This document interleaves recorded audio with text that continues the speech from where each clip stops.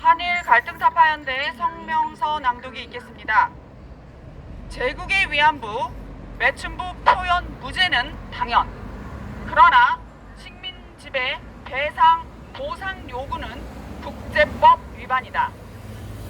제국의 위안부를 통해 구 일본군 위안부의 명예를 훼손한 혐의로 기소된 박유아 세종대 명예교수에 대해 유죄를 선고한 2심이 대법원에서 파기환송됐다.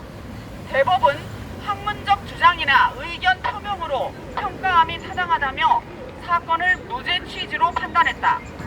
대법의 무죄 판단은 현재 진행 중인 일제하 과거사 사건 판단에 중요한 법적 근거가 될 것으로 보인다. 위안부 관련 사건으로는 2019년 수업 시간에 위안부는 매춘의 일종 등 언급한 혐의로 기소된 유석춘 전 연세대 교수와 최근 강의 중 위안부는 강제로 끌려간 게 아니라 모집에 응한 매춘이라고 발언해 고발된 최정식 경희대 교수 등이 있다.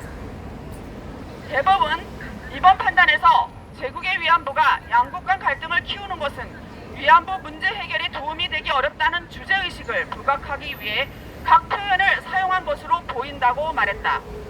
한일 외교 갈등을 유발한 과거사 이슈로는 징용 문제가 첨예하며 관련하여 민노총 등이 설치한 강제징용 노동자 사건이 있다. 2018년 징용상 작가인 김은성, 김석영 부부는 이 동상 모델이 일본인 이미지를 닮았다고 해 지적한 김소연 변호사, 이우연 연구자, 주동식 지역평등시민연대 대표, 최덕효 인권뉴스 대표를 민형사 고소했으나 검찰에서는 무혐의 종결됐고 민사는 진행 중이다. 일본군 위안부 제도는 기본적으로 일제공창제 하에서 아시아 태평양 전제 시기 상업 매춘을 전쟁터에 옮겨놓은 것이었다. 강제징용은 일제가 1939년에 제정한 국민총동원령을 1944년 9월부터 한반도에 적용했으며 그 전에는 모집 및 관할선을 통한 경제활동의 성격이 적지 않았다. 따라서 두 가지 사안 모두를 강제동원 혹은 강제연행으로 일반화하는 관념하는 것은 역사적 사실과 거리가 멀다. 박유아를 고소한 주체는 나눔의 집 쪽에서부터 이른바 일본군 위안부 피해자 지원단체 관계자들을 총망라했는데 알고 보니 이들의 실상은 복마전 그 자체였다. 법원은 횡령과 사기 등 혐의로 기소된 안신권 전 나눔의 집 소장에게 징역 2년 6개월을, 사회복지법인 대한불교조계종 나눔의 집에 벌금 1,000만 원을 판결했다. 또한 검찰은 정의원 후원금을 사적으로 유용한 혐의 등으로 1심에서 벌금형을 선고받은 윤미향에 대해 징역 5년을 구형했다.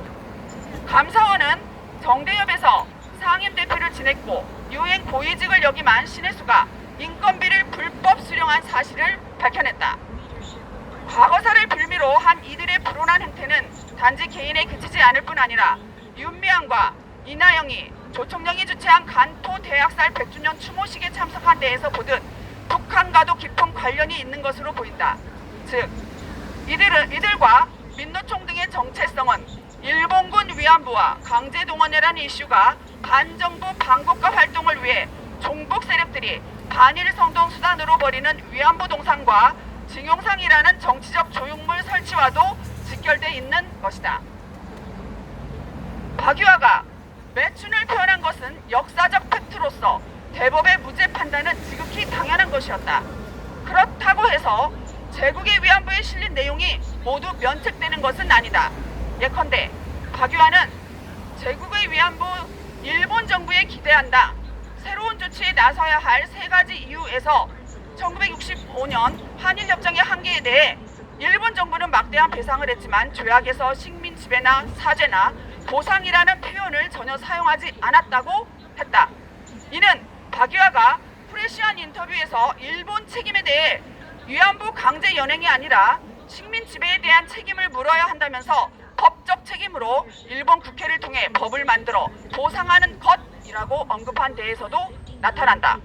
또한 조선일보 기고문에서 내가 제국의 위안부 쓴 것은 그분들이 전쟁의 희생자가 아니라 식민지 지배의 희생자들이라는 사실을 밝히고 싶었기 때문이라고 강조한 점에서도 재확인된다. 놀라운 점은 이러한 박유아의 소신이 미군 위안부 문제로 확대되고 있다는 것이다. 그는 위안부 문제란 전시뿐 아니라 전쟁 대기 상태에서도 존재하는 문제다. 현재의 동아시아에 주둔 중인 미군 역시 병사를 위안하는 시스템을 이용하고 있고 언젠가는 이 문제가 다르지 않다는 것이 알려질 것이다. 그때는 물론 미국도 비판받아야 한다 라고 제국의 위안부에서 밝히고 있다. 지난해 대법원은 미군 기지촌 위안부 제도에 대한 한국 정부의 책임을 인정하고 원고 측의 손을 들어준 기이한 판결을 하였다. 이에 힘을 얻은 원고 측은 더 나아가 미국 정부의 책임을 추궁하기 위한 수순을 밟고 있다고 하니 박유아 또한 같은 길을 걷고 있다고 봐도 무방하다. 한국과 일본은 1965년 한일 기본 조약으로 국교를 정상화했으며 조약에 포함된 한일 청구권 협정은 양국 간 재산 및 청구권에 관한 문제의 최종 해결책이었다. 그럼에도 위안부 문제는 일본 정부가 관련국들을 상대로 아시아 여성기금과 한일 위안부 합의로 징용 문제는 한국 정부의 제3자 변제 방식으로 추가 해법을 도모했다. 그럼에도 박유아는 종북 세력들이 한결같이 주장하는 일제강점기 법적 배상과 유사한 맥락의 식민지배 보상을 말하고 있는데 이는 한일 기본조약을 무의로 돌리자는 해석이 가능하며 결과적으로 국제법 위반의 다름 아니다. 인류사적으로 존재해온 매춘 문제는 통상 빈곤에 기인한 사회적, 생물학적 현상으로 극단의 민족주의적, 도덕적, 성금지주의 관점에서 갇히면 그 사회는 필연적으로 나치와 같은 전체주의로 귀결된다.